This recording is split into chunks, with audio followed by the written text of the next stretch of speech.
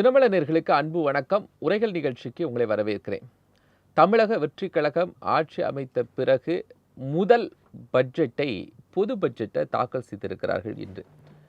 தேர்தலில் கொடுத்த வாக்குறுதிகள், தாவேக்காவுடைய அடுத்த கட்ட செயல் திட்டம், இலவசங்கள், நலத்திட்டங்கள் அப்படின்னு என்னென்ன விஷயங்கள்லாம் இந்த பட்ஜெட்டில் எதிரொலிக்கும் அப்படின்னு ஒரு பெரிய எதிர்பார்ப்பு இருந்தது. அந்த எதிர்பார்ப்புகளோடு பட்ஜெட் தாக்கல் செய்யப்பட்டிருக்கிறது. அந்த பட்ஜெட் எதிர்பார்ப்புகளை பூர்த்தி செய்திருக்கிறதா? அதுக்கான செலவினங்கள் எவ்வளவு? கடனை சமன் செய்யுமா? இன்னும் அதிகரிக்குமா? அப்படிங்கிற நிறைய விஷயங்கள் இந்த பட்ஜெட்டுக்குள்ள அடங்கி இருக்கிறது.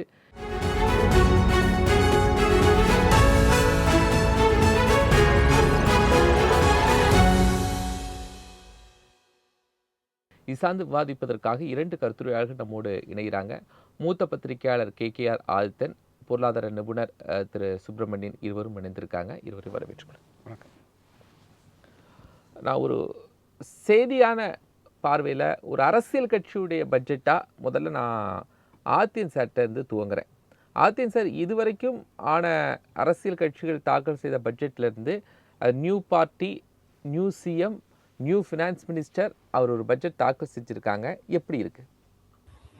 அதாவது தமிழக வெற்றி கழகம் ஆட்சி அமைக்கும் போது அவங்க தேர்தலுக்கு முன்னால் பல்வேறு வாக்குறுதிகளை கொடுத்தாங்க. அது நம்ம அப்பவுமே நம்ம இவ்வளோ வாக்குறுதி கொடுக்குறாங்களே, நிறைவேற்றாங்களோ ஒரு எதிர்பார்ப்பு இருந்தது. ஆனால் இந்த பட்ஜெட்டை பொறுத்தவரை நம்ம 2 விஷயத்தை கவனத்தில் வைக்கணும். இது திமுக அரசு ஓட்டானா கொண்டு மாதிரி ஒரு பட்ஜெட் தாக்கல் பண்ணி பாதி வருஷம் போயிட்டு, ஆனால் இதனால் இன்னும் பாதி வருஷம் தான் இருக்குது. அதனால் இந்த ஆட்சி முழுமையாக வரி வருவாய் எதிர்பார்க்குற அளவுக்கு திட்டம் தீட்ட முடியாத சூழ்நிலையில் இந்த பட்ஜெட்டை தாக்கல் பண்ணியிருக்கிறாங்க. அவங்க அறிவித்த திட்டங்களும் 1-2 சின்ன சின்ன திட்டங்கள் தான். இந்த அதாவது தாய் மாமன் சீரு அந்த மாதிரி சின்ன சின்ன திட்டங்களை அவங்க சொல்லி அதுக்காக நிதியும் கொடுத்துருக்காங்க, கொஞ்சம் நிதி கொடுத்து அறிவிச்சிருக்காங்க. மற்றபடி இந்த பட்ஜெட்டை ஓவராலாக பார்க்கும்போது அவங்க நம்ம அடுத்த வருஷத்துலேருந்து தான் அவங்களுடைய உண்மையான பட்ஜெட், அவங்களுடைய முழுமையான அவங்களோட திட்டங்களுக்கு ஏற்ப இந்த பட்ஜெட் வடிவமைக்க முடியுங்கிற நிலைமை தான் இந்த பட்ஜெட்டுடைய தாக்கம் தெரியுது. ஏன்னா பல திட்டங்கள் பெயர்கள்லாம் அழகாக கிட்டத்தட்ட இந்த பட்ஜெட்டு மொத்த பட்ஜெட்டுக்கே வெற்றி பட்ஜெட்டுன்னு பேர் வச்சிடலாம். அந்த அளவுக்கு ஒவ்வொரு திட்டத்துக்கும் வெற்றின்னு வச்சுருக்காங்க. அவங்க கட்சி பேர் அந்த எல்லாம் வர்றதெல்லாம் இது ஒவ்வொரு ஆட்சி நம்மலாம் இப்போ 10-50 வருஷமாக என்ன பேர், இப்போ இது அண்ணா பேர், கலைஞர் பேர், ஜெயலலிதா பேர், எம்ஜிஆர் பேராக பார்த்த திட்டங்களுக்கெல்லாம் இப்போ தான் மாற்றி எல்லாம் வெற்றி அப்படின்னு பேர் வர புது ஆட்சினால வந்திருக்கு. அந்த மாதிரி திட்டம் வந்திருக்கு. மற்றபடி அவர் வருவாய் பற்றாக்குறை, இந்த வரி பற்றாக்குறை, வரி வருவாய் பற்றாக்குறை இதெல்லாம் பண்ணுறதுக்கு போல்ட் டிசிஷன் எடுக்கணும். அந்த மாதிரி எடுக்கிறதுக்கு வாய்ப்பு அவங்களுக்கு இதில் இல்லை. இப்போதைக்கு இன்றைக்கி அறிவிப்பு வரைக்கும் இந்த மாதிரி தெரியல எனக்கு. ஏன்னா அப்படி இருந்தால் தான் பற்றாக்குறை குறைச்சி அவங்க புதிய திட்ட வரி வருவாய் பெருக்கி புதிய திட்டங்களை நிறைவேற்ற முடியும். ஏன்னா அவங்க அறிவித்த முக்கியமான திட்டங்கள் இந்த 2500 ரூபாய் தர்றது, அந்த திட்டங்களை இதை பற்றி காணலை. 6 சிலிண்டரை பற்றி காணலை. ஏன்னா அவருடைய பெரிய விமர்சனங்கள் இந்த பட்ஜெட்டுக்கு ஒரு பெரிய கடுமையான விமர்சனங்கள் ஏதாவது வந்திருக்கா சார்? ஆமாம், 0 பட்ஜெட் சொல்லிட்டாரு அவர். எடப்பாடி 0 பட்ஜெட் அப்படின்னு சொல்லிட்டாரு அவரு. இவரு உதயநிதி எடப்பாடி பழனிசாமி அந்த பட்ஜெட்டுக்கு கொடுத்த மதிப்பு 0, எதிர்கட்சி தலைவர். ஆனா பிரேமலதா விஜயகாந்த் கேட்கும் போதோ இல்ல மற்ற தலைவர்கள்ட்ட கேட்கும் போதோ, திமுக கூட்டணியில் இருக்கக்கூடிய தலைவர்கிட்ட கேட்கும் போதே 0ன்னு சொல்லலையே. அவங்க சொல்லல. பட் எதிர்கட்சி தலைவர் எடப்பாடி சொன்னதுதான் நான் சொல்றேன். உதயநிதியை பொறுத்தவரை எங்களுடைய திட்டங்களை மாற்றி வச்சிருக்காரு. இதுல இன்னொரு முக்கியமான அதிமுகவுடைய திட்டங்களுடைய தொடர்ச்சின்னு எடப்பாடி பழனிசாமி சொல்றாரு, ஆடு கொடுக்கிற திட்டம். ஆனா எடப்பாடி பழனிசாமியுடைய ரெஜிம் நடக்கும் போது அவங்க ஆடு கொடுக்கல. ஆமா, அவங்க கொடுக்கல. தாலிக்கான தங்கத்தை நிறுத்தி வச்சிருக்காங்க. அதாவது ஆடு வளர்ப்பு ஜெயலலிதா ஆட்சியில ஸ்பெஷலா கொடுத்து அதை ப்ரொபோஸ் பண்ணி பெரிய அளவுல பரவலா பண்ணாங்க. மற்றபடி நம்ம கூட்டுறவு சங்கத்துல ஆடு வளர்க்குறதுன்னு ஒரு கடன் கொடுக்குறாங்க. அதைத்தான் அவர் இப்போ அறிவிச்சு இவர் இப்போ அதுக்கு ஒரு பேரு வெற்றி ஆடு வளர்ப்பு, பெண்கள் ஆடு வளர்ப்புக்கு மாற்றிருக்காரு. மற்றபடி ஆடு வளர்ப்புக்கு கடன் உதவி நம்ம தமிழக கூட்டுறவு சங்கங்களை தொடர்ந்து தேசியமயக்கப்பட்ட வங்கிகள்லாம் கொடுக்குறாங்க. ஆனால் ஜெயலலிதா அதுக்கு ஒரு மானியம் கொடுத்து அதை ஒரு பெரிய பண்ணாங்க. அதை அவரே தொடராக விட்டுட்டாரு. இன்னைக்கு இவர் அது எப்படி கொடுக்க அந்த நிறைவேற்ற போலாம் தெரியல பொதுவாக. ஆனால் அந்த வீடு கட்டும் திட்டம், கலைஞர் வீடு கட்டும் திட்டம் பேரை மாற்றினா கூட அதனுடைய தொகையை வந்து அதிகரிச்சிருக்காங்க. 3,7 லட்சம் இருந்தது 5 லட்சமா ஆக்கியிருக்காங்க. அதே மருத்துவ காப்பீடு வந்து இப்போலாம் 5 லட்சங்கிறது எந்த நோய்க்கும் காணாது.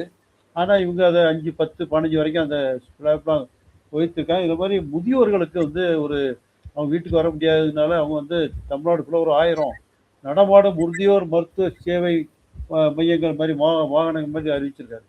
அது அந்த பிறகு ஓய்வு இல்லங்கள் அந்த மாதிரிலாம் கொஞ்சம் புதுசாக பண்ணியிருக்காங்க. இதெல்லாம் பொதுவாக சின்ன சின்ன திட்டங்களை அறிவிச்சிட்டாங்க ஒழிய மேஜராக ஒரு பெரிய பாலிசி டிசிஷன் எடுக்கிறாங்களா அப்படின்னா நம்ம எதிர்பார்த்தோம். மருத்துவ இந்த அதாவது நம்ம மதுபான கொள்கைகளை மாற்றம் தெரிவித்து பெரிய அளவில் தனியார் மயமாக்க போகிறாங்க அறிவிக்கிறாங்கன்னு எதிர்பார்த்தோம்.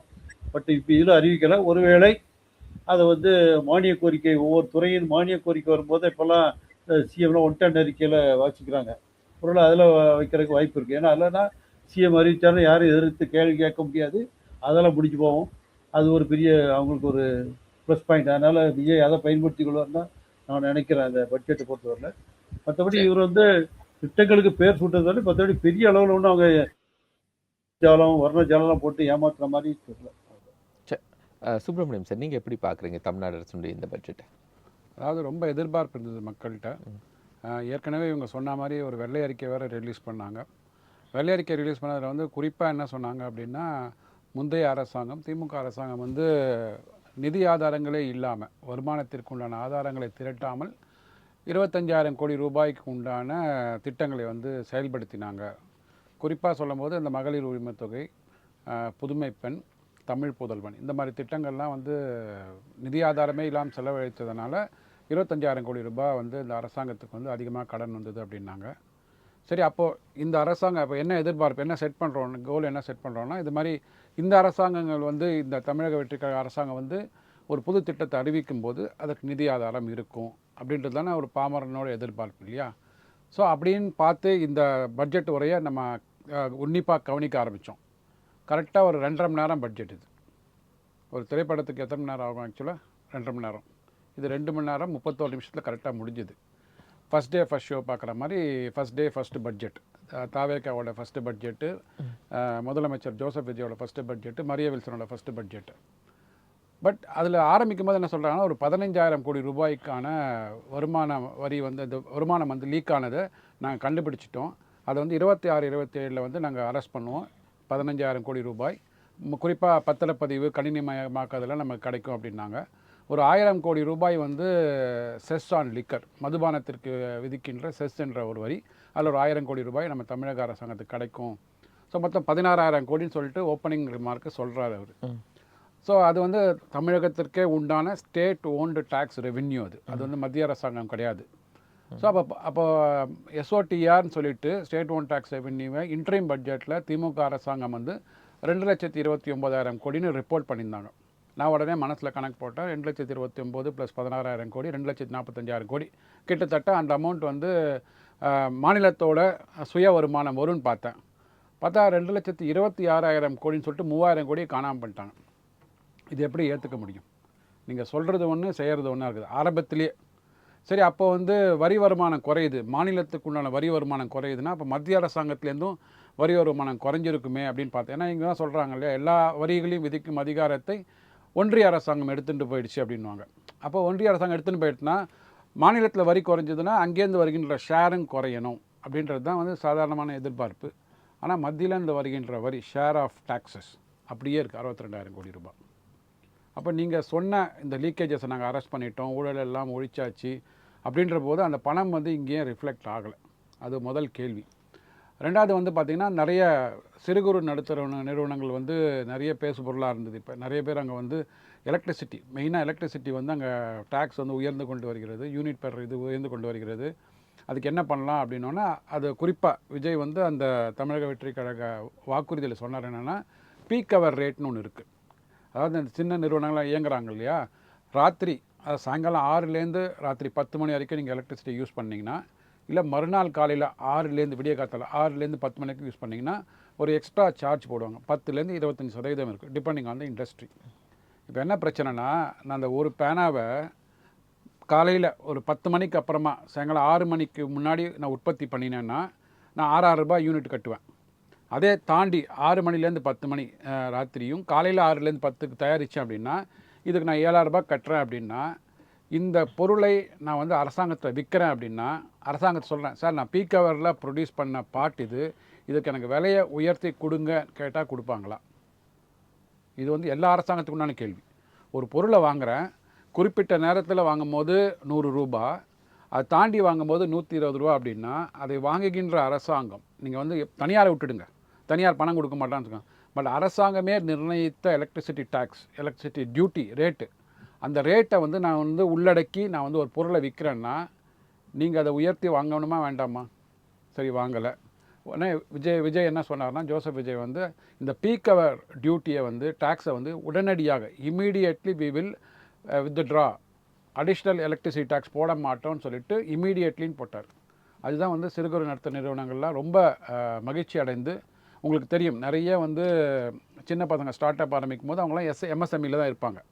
அந்த நிறுவனங்களாக இருக்கட்டும், அந்த இளம்பெண்களாக இருக்கட்டும், எல்லாரும் வாக்களித்தார்கள். அதெல்லாம் நம்பி பார்த்தா அதை பற்றியான ஒரு அனௌன்ஸ்மெண்ட்டும் இன்றைக்கி இல்லை. அதை தாண்டி வருவாய் பற்றாக்குறை குறையுன்னு பார்த்தோம். 48,000 கோடின்னு இன்டரிம் பட்ஜெட்டில் இருந்தது. ஆதித்யன் சார் சொல்லும்போது சொன்னாங்க, இப்போ புதுசாக எதுவும் பண்ணிட முடியாதுன்னாங்க. நீங்கள் புதுசாக எதுவும் பண்ண வேண்டாம், இருக்கிறத கோட்டை விடாமல் இருந்தால் போதும், அதுவாது பண்ணணும். ஸோ ஏற்கனவே வருவாய் பற்றாக்குறை 48,000 கோடி இருந்தது. அதாவது நமக்கு அன்றாட செலவுக்கு வருமானம் பத்தலை, எக்ஸ்ட்ரா 48,000 கோடி கடன் வாங்குகிறோம். இதுதான் வந்து மெசேஜ். அது இன்றைக்கி உயர்ந்து 55,000 கோடியாக ஆயிருக்குது. அப்போ நீங்கள் தாவேக்காவை வந்து தேர்ந்தெடுத்து ஆட்சியில் அமர்த்தியதற்கு மக்கள் வந்து அன்றாடம் செலவு பண்ணுகின்ற செலவுகளுக்கு அரசாங்கம் கொடுக்குற திட்டங்களுக்கு 7,000 கோடி ரூபாய் கடன் எக்ஸ்ட்ரா வாங்க போகிறாங்க. சார், இப்போது மாண்டேகு சிங் அல்வாலியா தலைமையில் ஒரு குழு அமைக்கிறாங்க. கரெக்ட்.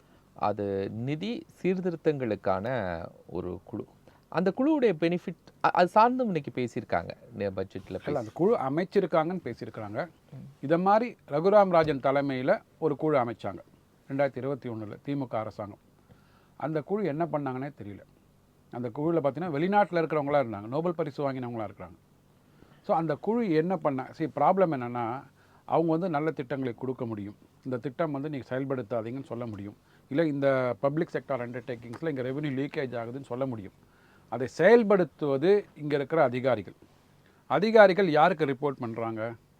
மினிஸ்டர்ஸ் யார்? அரசியல்வாதிகள். ஸோ அவங்கள கைகள் கட்டப்பட்டிருக்கின்றன.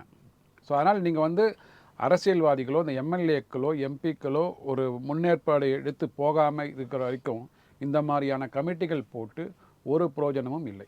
சும்மா வந்து மடைமாற்றம் செய்வதற்காக நாங்கள் வந்து புதுசாக ஒரு கமிட்டியை போட்டுட்டோம், எல்லாருமே நடத்துறது தானே இந்த கமிட்டியை. நான் கேட்குறேன், ஸோ ரகுராம் ராஜனோட கமிட்டியோட ஃபைண்டிங்ஸாவது கொடுங்களேன் எங்களுக்கு. அது செயல்படுத்த முடியல, திமுக அரசாங்கம் பண்ணல, ரைட் விட்டுடுங்க. பட் அவங்களோட ஃபைண்டிங்ஸ் என்னன்னு சொல்லுங்கள். அந்த ஃபைண்டிங்ஸ்லேருந்து சில ஒரு 10 இல்லை 20 ரெகுலேஷன்ஸ் வந்து நல்லா இருக்குது, இதை செயல்முறைப்படுத்தினா நல்லா இருக்கும், அதை நாங்கள் எடுத்து பண்ண போகிறோம், இந்த மாண்டேகு சிங் அலுவாலியா அவங்க கமிஷனில் அவங்க கமிட்டியில் கொடுக்குறோன்னு சொல்லி ஓப்பனாக சொல்ல வேண்டியது தானே. ஸோ அவங்க ஒரு கமிட்டி போட்டாங்க. சார் நான் என்ன சொல்கிறேன், அந்த கமிட்டியில் இருக்கிறவங்க யாரும் அரசியல்வாதிகள் கிடையாது, பயஸ்ட் ஒப்பீனியன் கிடையாது அப்படின்னு நாம் நம்புகிறோம். அப்படி இருக்கும்போது அந்த கமிட்டியே நீங்கள் தொடர்ந்தா என்ன? அப்சல்யூட்லி அந்த கமிட்டி அப்போ எனக்கு என்ன தோணுது அப்படின்னா, நீங்கள் பொருளாதாரத்தில் விட்டுடுங்க, மாண்டேகு சிங் அலுவாலியா யார், அவருக்கு எந்த அரசியல் கட்சி பின்புலம் இருக்குது எல்லாருக்குமே தெரியும். அப்போ அந்த அரசியல் கட்சியோட பின்புலத்தோட அழுத்தத்தினால தான் அவரை நீங்கள் வந்து தலைவராக போட்டிருக்கிறீங்களா? அதுதான் நம்மளோட கேள்வி. ஸோ இந்த பட்ஜெட்டை பொறுத்த வரைக்கும் பார்த்தீங்கன்னா, ஏற்கனவே ஒரு பட்ஜெட் ப்ரிப்பேர் பண்ணி வச்சுட்டாங்க. அந்த பட்ஜெட்டை வந்து மேலே கீழே அட்ஜஸ்ட் பண்ணிவிட்டு எண்ட் ஆஃப் த டே 10,98,000 கோடி ரூபாய் கடன் திமுக ப்ரெசென்ட் பண்ணும்போது 10,98,000 சொச்சம், ஒரு 600 கோடி ரூபாய் கடன் முன்ன பின்ன போயிருக்கே தவிர மற்றபடி ஒன்றுமே பண்ணலை. அப்படியே மேலேயும் கீழேயும் ரெவென்யூ லீக்கேஜ் ஆகிருக்குது. இவங்க நிறைய வந்து திட்டங்களை அறிவிச்சிருக்கிறாங்க. குறிப்பாக திட்டங்களை அறிவிக்கிறதுக்கு பணம் எங்கேருந்து வருதுன்னு பார்த்தீங்கன்னா, கட்டமைப்பிற்காக செலவு பண்ணுகின்ற பணத்தை குறைத்து விட்டார்கள். இவங்க என்ன கமெண்ட் முதல்ல சொன்னாங்க அப்படின்னா, அரசாங்கம் வந்து திமுக அரசாங்கம் வந்து அன்றாட செலவுகளுக்கு தான் கடன் வாங்குறாங்க, கட்டமைப்புகளுக்காக வாங்கலை, வாங்கின பணத்தை செலவு பண்ணலை. இதுதானே அவங்களோட குற்றச்சாட்டு. இந்த தாவேக அரசாங்கம் பட்ஜெட்டில் கேபெக்ஸ்க்குன்னு பார்த்தீங்க வச்சுக்கோங்களேன், கேபெக்ஸ் என்ன பண்ணுறாங்க அப்படின்னா 59,561 கோடி ரூபாய் திமுக இன்ட்ரீம் பட்ஜெட்டில் போட்டாங்க. நீங்கள் அதை குறைஞ்சபட்சம் அந்த 60,000 கோடியை கண்டினியூ பண்ணணும் இல்லை கேபெக்ஸில் அதை வந்து 56,985 கோடி ரூபா 3,000 கோடி ரூபா குறைச்சிட்டாங்க. எதுக்கு குறைக்கிறீங்க நீங்கள் சரி ரெவென்யூவில் வந்து நம்ம புதுசாக திட்டங்களை கொண்டு வந்துட முடியாது, நெடுநாளாக 60 வருடங்களாக இங்கே வந்து ஊழல் புரை கடக்க இருக்குதுன்னு சொல்லலாம். அதெல்லாம் பட் கேபெக்ஸில் நீங்கள் இன்வெஸ்ட் பண்ணலை அப்படின்னா நாளைக்கு வந்து ஒரு பிரிட்ஜை கட்டலை, டேமை கட்டலை, ரோடை கட்டலைன்னா எப்படி வந்து வெளிநாட்டு முதலீடுகள் இங்கே வருவாங்க? பக்கத்தில் உள்ள அண்டை மாநிலம் கட்டிகிட்டே இருக்கிறான். சரி, இது 26, 27 மட்டும்தானான்னு பார்த்தீங்கன்னா மக்கள் வந்து குறிப்பாக பட்ஜெட் டாக்குமெண்ட் ஃபுல்லாக படிக்கணும். 27, 28க்கு திமுக அரசாங்கம் 74,000 கோடி ரூபாய் கேபெக்ஸ் போட்டாங்க. இந்த அரசாங்கம் அது 68,000 ரூபாய் குறைச்சிட்டாங்க. அதுக்கு அடுத்து 28, 29 93,000 கோடி ரூபாய் கேபெக்ஸ் போட்டாங்க. 83,000 ரூபாய் குறைச்சிட்டாங்க, 83,000 கோடியாக. ஸோ வருஷம் நீங்கள் வந்து ஒரு 6லேருந்து 10,000 கோடி ரூபாய் வருகின்ற காலகட்டத்தில் கேபெக்ஸை குறைக்கிறீங்க, ரெவென்யூ டெபிசிட்டை உயர்த்துறீங்க அப்படின்னா இந்த அரசாங்கம் வந்து கண்டிப்பாக சொன்னதே அவர்களால் செய்ய முடியாது. இதை நான் எழுதி தரேன். சரி, ஆதித்யன் சார், இவங்களும் ஒரு பொருளாதார நிபுணர் குழு சீர்திருத்தம் அப்படின்னு போட்டாங்க. ஆனால் புதுசாக எக்ஸ்டாப்ளிஷ் பண்ண வேண்டிய அந்த திட்டக்குழு பிளானிங் கமிஷனை இந்த முறை இன்னும் அவங்க டிசைன் பண்ணல. யார் பிளானிங் கமிஷன் மெம்பர்ஸ் யாருமே பண்ணல. அந்த பிளானிங் கமிஷன் இல்லாமல் அந்த பட்ஜெட் தாக்கல் செஞ்சுருக்காங்க. அதுக்கு ஏதாவது ரிலேஷன் இருக்கா sir? Planning commission suggestion commission வந்து ஏதோ ரிலேஷன் இருக்குமா தெரியல. ஏன்னா பொதுவாக பட்ஜெட்னாலே அவங்க அந்த ஃபைனான்ஸ் டிபார்ட்மெண்ட் அவங்கள வச்சு தான் பண்ணுவாங்க. பிளானிங் கமிஷன் வந்து எப்போவுமே இடையில வந்து இப்போ ஆட்சியில் இருந்த பிறகு இருக்கும்போது கேட்கலாம். இப்படி புதுசாக வந்த கவர்மெண்ட்டை எடுத்தவொடனே கேட்குற வாய்ப்பு இல்லை. உங்களுக்கு புதுசாக வருமானால அதை அமைச்சு தான் பண்ணணும் அப்படிலாம் இல்லை. இந்த கவர்மெண்ட்டை பொறுத்தவரையில் இப்போ இருக்கிற சூழ்நிலையை வச்சுக்கிட்டு ஒரு பட்ஜெட்டை தாக்கல் பண்ணாதது தான். பட்ஜெட்னு ஒன்று தாக்கல் பண்ணி ஆகணுமேங்கிறக்காக பண்ண மாதிரி தான் தெரியுது அப்படியே. அவங்க ஏன்னா அவங்களுடைய திட்டத்தை அவங்களால ஒன்றும் கொண்டு வர முடியல, சொல்ல முடியல. சின்ன சின்ன அறிவிப்புகளை மட்டும் தான் வெளியிட முடியுது. பாருங்க, சார் சொன்ன மாதிரி பல திட்டங்களுக்கு நிதி குறைச்சாங்க. முக்கியமாக தமிழ்நாடு கல்வித்துறையில் முன்னணியில் இருக்கு.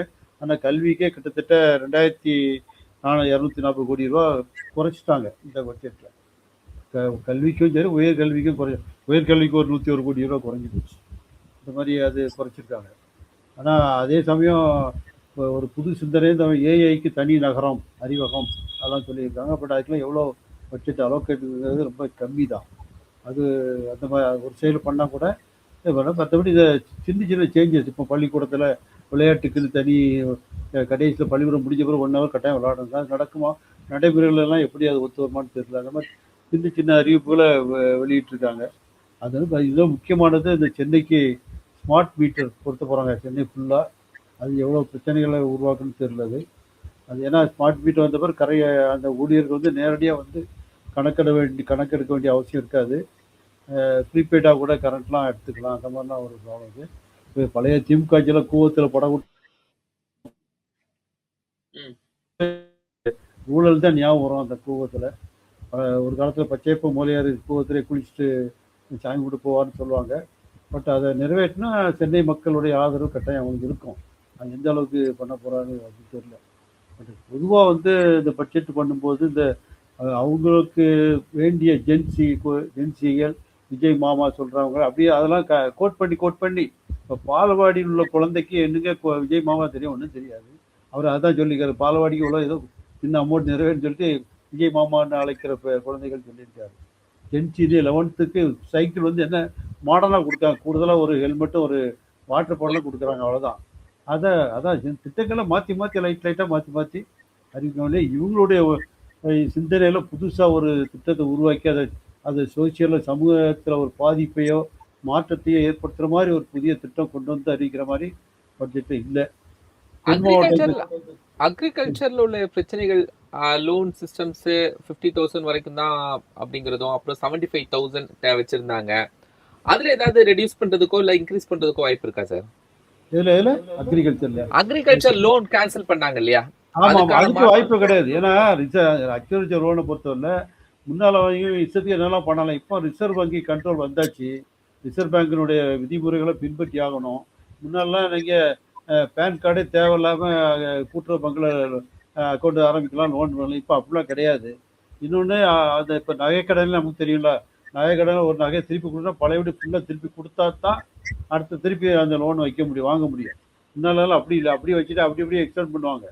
ஆனால் ஏன்னா மத்திய அரசு இப்போ கூட்டுறவுத்துறையை வச்சு அமித்ஷா கையில் இருக்கு அவரு. அவங்க வச்சு வச்சு அவங்க எல்லாம் கண்ட்ரோல் பண்ண ஆரம்பிச்சிட்டாங்க. கொஞ்சம் இன்டெரக்டாக பண்ணுறாங்க. அதனால இவங்க இஷ்டத்துக்கெல்லாம் வந்து இப்போ முன்னால மாதிரி ஃபுல் அண்ட் ஃபுல் தள்ளுபடிலாம் பண்ணுறதுக்கு வாய்ப்புகள் இல்லை கூட்டுறவுல. ஏன்னா கூட்டுறவுத்துறையே நெளிஞ்சு கிடக்குது. ஏன்னா யாருக்கு அந்த கூட்டுறவுத்துறையினால என்ன கேஷ் கட்சிக்காரங்க வந்து உட்காந்து சாப்பிட்டு போயிடுவாங்க. அப்படிதான் நடந்துட்டு இருக்கு கூட்டுறவுத்துறை. அதனால அதை கண்ட்ரோல் பண்ணுறதுக்கு தான் இப்படி ரிசர்வ் பேங்க் சென்ட்ரல் கம்பெனி எல்லாம் பண்ண பிறகு பழைய மாதிரி வந்து பண்ணுறதுக்கு வாய்ப்புகள் கம்மி. ஒருவேளை இன்னும் ஏன்னா இவர் இந்த வருமானம் இப்போ வந்து பொதுவாக எப்படி வருதுன்னா செலவுகளை குறைக்கணும். இப்போ ஓவர் எஸ்டிமேட் போட்டாங்கன்னு சொல்லி பல திட்டங்களை நிப்பாட்டிட்டாங்க திமுக ஆட்சியில். அந்த திட்டங்கள்லாம் கொஞ்சம் கொஞ்சம் குறைச்சிக்கிட்டு அதை வச்சுக்கிட்டு இவங்க மிச்சப்படுத்தி அடுத்த வருஷத்துக்கு கொண்டு போயிடுவாங்க. மீனவர்களுக்கு மீனவர்களுக்கான ஸ்கீம்ஸ், அவங்களுடைய விடுமுறை கால பெனிஃபிட்லாம் இன்க்ரீஸ் பண்ணியிருக்காங்க. அதெல்லாம் வந்து வேல்யூ வந்து இன்க்ரீஸ் பண்ணிக்காங்களே. புதுசாக என்ன அறிவிச்சிருக்காங்க எனக்கு புரியல. மீனவர்களுக்கு என்ன புதுசாக அறிவிச்சிருக்காங்க, கொள்கை ரீதியாக அவங்களுக்கு என்ன, அவங்களும் அந்த சுருக்கும்படி வேலை பெரிய பிரச்சனை மீனவர்களுக்கு. அதை பற்றிலாம் யாரும் அட்ரஸ் பண்ண மாதிரி தெரியல. அவங்க அதை ஒன்றும் பிரச்சனை மாதிரி தெரியல. அதனால் அவங்க ஒரு அதாவது என்ன டோட்டலாக பார்த்தா நாங்களும் ஒரு பட்ஜெட் போட்டோம் அவ்வளோதான் அப்படி காட்டுற மாதிரி காமிச்சிருக்காங்க அவ்வளோதான். மற்றபடி சிங்க பெண்கள் அந்த வார்த்தைகள் பாருங்கள். எனக்கு இதில் ஒரு சந்தேகம் அப்படின்னா திமுக ஆட்சியில் யாரோ அவங்க நான் முதல்வன் அப்படி இப்படி படைப்பகம் அப்படின்னு புதுசு புதுசாக பேர் சொல்லுவாங்க. அந்த மாதிரி ஒரு பேர் சூட்டுற ஆள் இன்னும் மாற்றலை. அவரு இந்த ஆட்சிக்கும் அழகாக பேர் சூட்டி கொடுத்தாரு. ஒவ்வொருத்தருக்கும் அழகாக பேர் சூட்டி கொடுத்து அதை பற்றி அறிவிச்ச மாதிரி தெரியுது எனக்கு. மற்றபடி அதே தானே வருது உங்களுக்கு. எஸ் எஸ் சுப்பிரமணியம் சார், நிறைய லீக்கேஜை கட் பண்ணும்போது என்ன ப்ரொடக்டிவிட்டி இருக்கும் அப்படின்னு நினைக்கிறீங்க?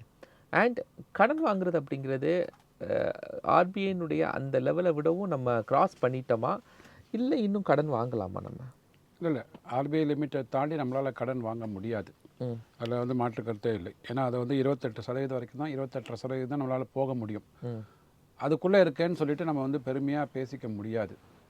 உங்களுக்கு வந்து ஒரு 50,000 ரூபாய் சம்பளம் இருக்குன்னா பேங்க்கில் போய் கேட்டிங்கன்னா ஒரு 60% 70% வரைக்கும் தான் உங்களுக்கு ரீபேமெண்ட் கெப்பாசிட்டின்னு ஃபிக்ஸ் பண்ணி அவ்வளோதான் கடன் கொடுப்பாங்க. ஸோ நான் எனக்கு வந்து மாதத்துக்கு 30,000 ரூபா தான் இஎம்ஐ கட்டுறேன், அதுக்கு மேலே நான் கட்டலை அப்படின்னு சொன்னால் எனக்கு அவ்வளோதான் கொடுக்குறாங்க, அதனால் அவங்களுக்கு அவ்வளோதான் லோன் வாங்க முடியுது. அதனால் நீங்கள் வந்து அதை பெருமையாக பேசக்கூடாது. நம்ம என்ன சொல்கிறோன்னா கடன் வாங்குங்க, கடன் வாங்குறத பற்றி தவறே இல்லை. ஏன்னா வந்து கட்டமைப்புகளுக்காக கடன் வாங்கும்போது, ஏன்னா வந்து ரெவென்யூ எக்ஸ்பெண்டிச்சர் வந்து அங்கே அந்த மாதமோ அந்த வருடமோ வருகின்ற இன்கத்தோட மேட்ச் ஆகணும். இப்போ வந்து ஒரு corporation Chennai greater Chennai corporation வேலை பார்க்குறாங்க அப்படின்னா அங்கே வருகின்ற வரி வருமானம் அங்கே இருக்கிற ஊழியர்களுக்கு சம்பளத்தை போக மீதி வந்து அரசாங்கத்துக்கு போகணும்.